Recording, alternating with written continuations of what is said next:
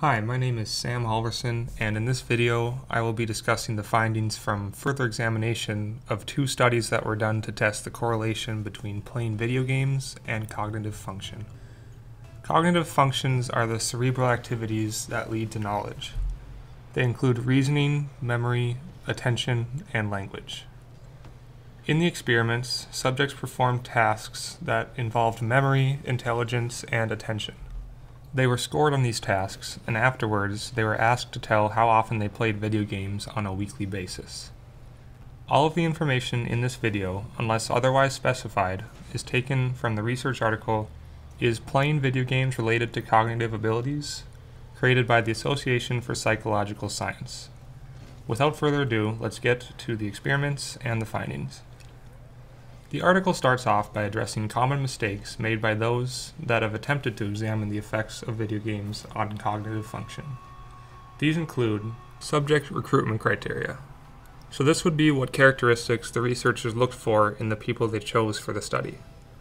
Sample size. Many studies have relied on very small sample sizes. This reduces the ability to find small changes in data. It also increases likelihood for type 1 errors. According to Khan Academy, type 1 errors occur when the hypothesis which is true, or the null hypothesis, is rejected. And finally, video game experience.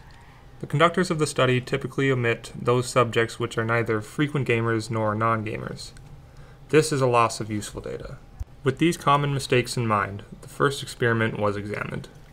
The first experiment, done by Unsworth and McMillan at the University of Oregon, used 252 subjects who were recruited without any basis of video game experience. Participants received course credit for their participation. Data from 11 subjects were dropped due to a failure to complete 2 of the tasks given. The video game experience questionnaire was given to 218 of the remaining 241 subjects. It is unclear why the others were excluded. From there, 20 people failed to complete the questionnaire.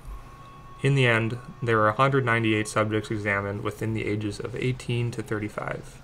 These subjects completed 11 cognitive ability measuring tasks and then filled out multiple questionnaires. I will talk on the findings that were highlighted more by the authors. First, the extreme groups for those who played first-person shooters were analyzed. These extreme groups were frequent gamers and non-gamers. Those who play 5+ hours of these video games a week were labeled frequent gamers, and there were 18 of these. Those who play less than 1 hour of these video games a week were labeled non-gamers, and there were 29 of these. When compared this way, it was found that gamers outperformed non-gamers in the symmetry span test, all intelligence tests, and some of the attention tests.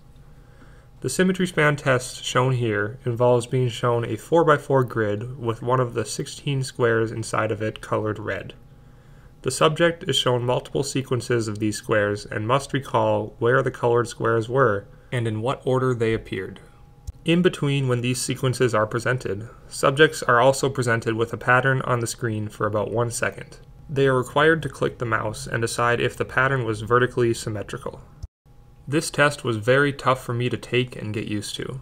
I personally play about 5 to 8 hours of these video games a week. Because of this, I figured I would not have much trouble with the task. However, everything in the test is very rapid, and this makes memory very difficult. This test was provided by Randy Engel, one of the authors of the study. An example I chose of an intelligence test from the study was the number set test. The test subject is presented with a list of 5 or 6 numbers, and they must determine from the pattern of the list what the next number in sequence should be. This test was incredibly easy and quick to complete. The one I took was from indiabix.com. Finally, an example of an attention test that gamers performed better at was the Stroop test. In this test, the subject is presented a word that represents a color, such as the word red. That word is made to be a text color that is either the same as the word's color meaning or different. The explanation may be a bit confusing, but you can see what was done in the test by watching this video. Blue, green, red, pink, blue, yellow, pink, green, orange, red, blue, orange, red, green. The test is frustrating, but very doable. The test I found is different than the one taken in the study in the way questions are answered and recorded. The principle is the same, however. The test I found was provided by Washington.edu. The authors then examined the entire set of data as a whole instead of using extreme groups. This is called zero-order correlation. For first-person shooters, only 3 correlations between gaming and cognitive function were statistically significant, and even though they were significant, it wasn't by much. These were the number set test, the symmetry span test, and a test called Raven's matrices. Raven's matrices is an intelligence test that gives you some patterns on the screen that relate to each other. There is one piece of the pattern missing, and the subject is to pick which answer provided is the missing piece from the pattern. The test I found was a little bit different once again, but same in principle. It was retrieved from testingmom.com.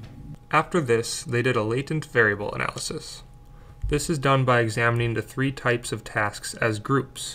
The 3 groups were working memory, fluid intelligence, and attention control. After having done this, it was found that only 1 out of 3 correlations were statistically significant with first-person shooters, and that was fluid intelligence. Even though it was significant, it wasn't very noticeable. When looking at the 5 other types of games considered in this study, which are action, real-time strategy, turn-based, role-playing, and music, 1 of the 15 possible correlations was significant. Finally, reaction time was examined by using extreme group analysis of all of the attention control tasks. When looking at the first-person shooters, there are no benefits in reaction time from playing these types of games. In fact, in 4 out of 5 of these tasks, gamers' reaction times were just slightly worse. When looking at the 5 other types of games, there were only 6 out of 25 reaction time correlations. All of these were pretty small as well. So, in summary for Experiment 1, only extreme group analysis yielded any noticeable differences in playing video games and having improved cognitive functions. Otherwise, when examined using the other types of analysis, the effects of video games were very minimal to none. Now we move on to the second experiment. I will attempt to keep it short and only mention things that were different from the first study and things that are potentially important to know.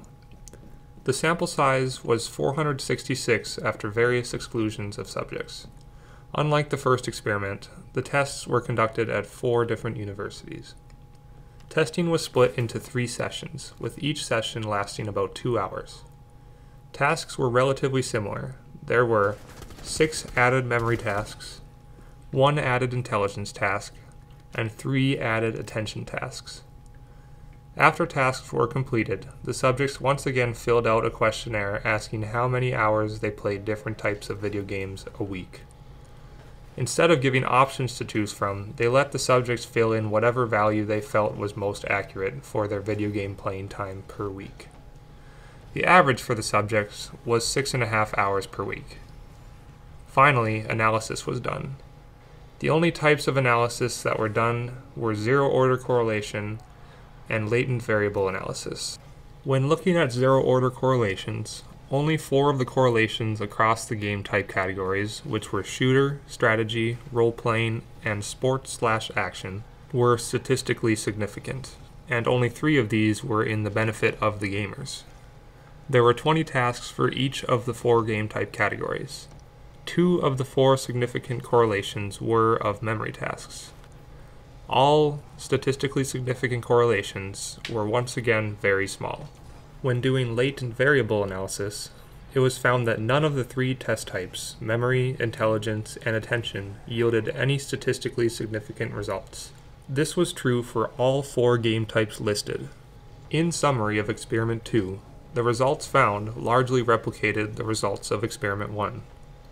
So, to wrap up, this study was done with the purpose of re-examining the correlations between video games and cognitive function. The 2 experiments done were designed to be free from common errors of which studies done before them had contained. The results of these experiments are in direct contrast with those of many prior studies that suggest strong connections between video games and cognitive function. This study suggests that effect sizes shown in past experiments were likely overestimated due to their use of extreme group analysis. Overall, the results of this study suggest weak to non-existent relations between all types of video games and fundamental cognitive abilities. The authors hope more research is done on the subject, and they hope that future studies keep the things seen in this study in mind when creating their own study. Thank you for watching and listening.